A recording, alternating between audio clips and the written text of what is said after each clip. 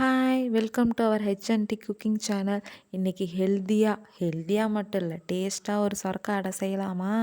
அதுக்கு first 3 cup அளவுக்கு நான் கோதுமை மாவு எடுத்திருக்கேன். நெக்ஸ்ட்டு ஆஃப் சொரக்காய் திருவி எடுத்திருக்கேன். இதெல்லாம் போட்டு நல்லா மிக்ஸ் பண்ணிக்கோங்க. இது கூட வெங்காயம் நான் பொடி பொடியாக நறுக்கி எடுத்திருக்கேன். எத்தனை வெங்காயம்னா ஒரு 3லேருந்து 4 வெங்காயம் நான் பொடி பொடியாக நறுக்கி எடுத்திருக்கேன். இந்த அளவுக்கு பொடியாக நறுக்கி இதெல்லாம் ஆட் பண்ணிக்கோங்க. நெக்ஸ்ட்டு பூண்டு, வரமிளகா, கொத்தமல்லி, புதினா, கருவேப்பிலை. பூண்டு ஏன் நான் போடுறேன்னா வாசமாகவும் இருக்கும், அதே டைம் டைஜஷன் நல்லா ஆகும். ஸோ இதெல்லாம் போட்டு நல்லா மிக்ஸ் பண்ணிக்கோங்க. தண்ணி எதுவும் ஊற்ற வேண்டாம். சொரக்காயிலே நல்லா மிக்ஸ் பண்ணிக்கோங்க.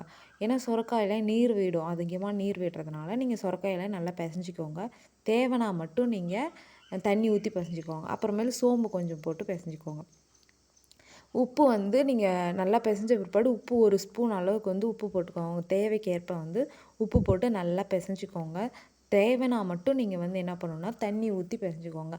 ரொம்ப தண்ணி ஊற்றுனீங்கன்னா தோசை மாவு பதத்துக்கு போயிடும், அடை பதத்துக்கு வராது. ஸோ கொஞ்சம் தண்ணி ஊற்றி நீங்கள் பிசைஞ்சு எடுத்துக்கோங்க. இன்றைக்கி ஏன் நான் சொரக்காய் வச்சு ஒரு டிஷ் பண்ணுறேன்னா, சொரக்காயில் அவ்வளோ பெனிஃபிட்ஸ் இருக்குது. என்னன்னு கேட்குறீங்களா? வெயிட் லாஸ் பண்ணுறதுக்கு அவ்வளோ ஒரு ஹெல்ப்ஃபுல்லான வெஜிடபிள்னு சொல்லலாம். நெக்ஸ்ட்டு நம்ம வயிற்றில் ஸ்டோன் இருக்குது. இப்போ நிறைய பேர்த்துக்கு அந்த பிரச்சனை இருக்குது, ஸ்டோனு. அதெல்லாம் ரொம்ப கஷ்டப்படுறாங்க. அவங்களாம் சொரக்காய் வீக்கில் ஒன்ஸ் நீங்கள் கட்டாயமாக நம்ம ஃபுட்டில் சொரக்காய் ஆட் பண்ணிக்கோங்க.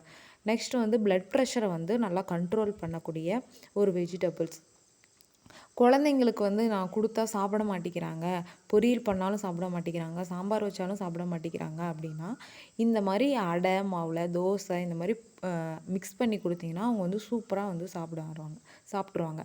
இந்த அளவுக்கு நல்லா பிசைஞ்சு ரெஸ்ட்டில் விட்டுருக்கோங்க. ஒரு 1/2 to 1 ஹவருக்கு நீங்கள் ரெஸ்ட்டில் விட்டு தோசைக்கல்லில் எப்பயும் சுடுற அடை மாதிரி சுட்டு எடுத்துக்கோங்க. ரொம்ப மொத்தம் வேணாம், ஒரு அளவுக்கு மீடியம் அளவுக்கு மெலிசாக சுட்டு எடுத்துக்கோங்க. இந்த அளவுக்கு இப்போ பாருங்கள் எவ்வளோ சாஃப்டாக வந்திருக்குன்னு. இந்த அளவுக்கு நீங்களும் ட்ரை பண்ணி பாருங்கள். மறக்காமல் வீட்டில் ட்ரை பண்ணி பார்த்து கமெண்ட் பண்ணுங்கள். அப்படியே நம்ம சேனலை சப்ஸ்கிரைப் பண்ணிக்கோங்க. பெல் ஐக்கனை கிளிக்